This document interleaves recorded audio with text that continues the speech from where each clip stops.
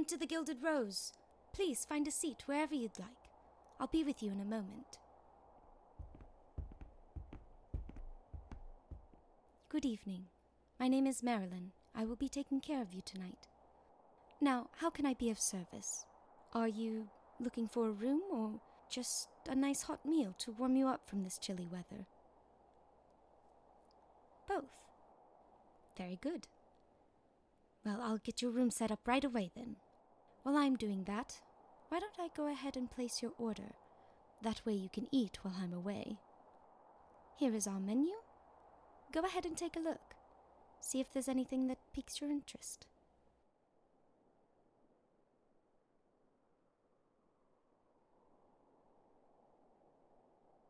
All right, your room is all set up and ready for you.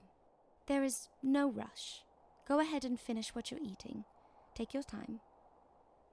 Here's the key, and whenever you are ready, you can head on up. It'll be room 214.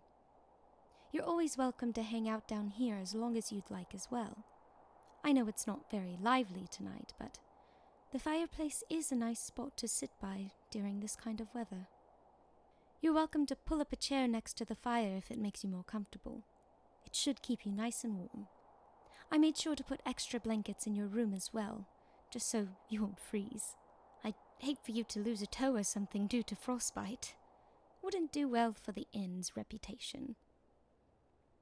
Please, it's my pleasure, truly. It is a privilege to get to take care of guests during this cold season. Many people are traveling home for the holidays, so we don't get very many customers during this time of year. So we must take extra good care of the ones we do have. Speaking of, if you don't mind my prying, what brings you to our inn? Are you also visiting family for the holidays? Oh, I'm so sorry. I didn't mean to assume. I should be more careful about my conversation topics. My apologies. I forget the holidays can be hard for others as well. If it's any consolation, I don't really have anyone to spend the holidays with either. My father is always traveling to who knows where, and my mother, well, she is gone. I'm also an only child, so I never had siblings to visit with. But on the bright side, I do have Allison. She's the innkeeper, and she's very nice. I've known her ever since I was a little girl. She was friends with my mother. She practically helped raising me. She is family to me. So I'm thankful to at least have her around. You know, I technically have a break right now. Do you mind terribly if I sit with you? I know it's not very professional of me, but we get many adventurers that come in here and, well, it's fun to hear their stories. And you look like you have a very interesting story to tell. So, do you mind? I must say, I don't think I've ever seen your kind of garb around here before. The style of clothes you're wearing. Where are you from exactly? Are you far from your homeland? I can't imagine what that must be like. I've never even left the town. I grew up here and, well, grown quite attached. I don't think I'll be leaving anytime soon. Well, I'm not one for adventuring myself. It seems more trouble than it's worth. The scariest thing I have to encounter is cleaning someone's vomit off the floor after they've had too much to drink. It's not exactly a flattering life, but it is comfortable. The routine is pleasant, knowing that each day will be like the last, that there isn't any unexpected surprises. Even people become predictable after a time. It brings me peace of mind, puts me at ease. That and being able to take in strangers, visiting a strange place, and making them feel at home. Knowing that you took part in their comfort, being a safe space, it's very rewarding. I know that my job doesn't seem like the most glamorous position, but I do see the importance of it. Who else will take care of weary travelers and house the adventurers that keep us safe? I'm just glad I don't have to go out there and do their job. Fighting for my life? No, thank you. I'd much rather be scrubbing dishes. I know that some people long for adventure, a change of pace.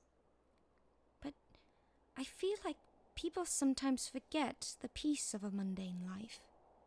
In my opinion, it's a privilege to get to be a little nobody in a small town.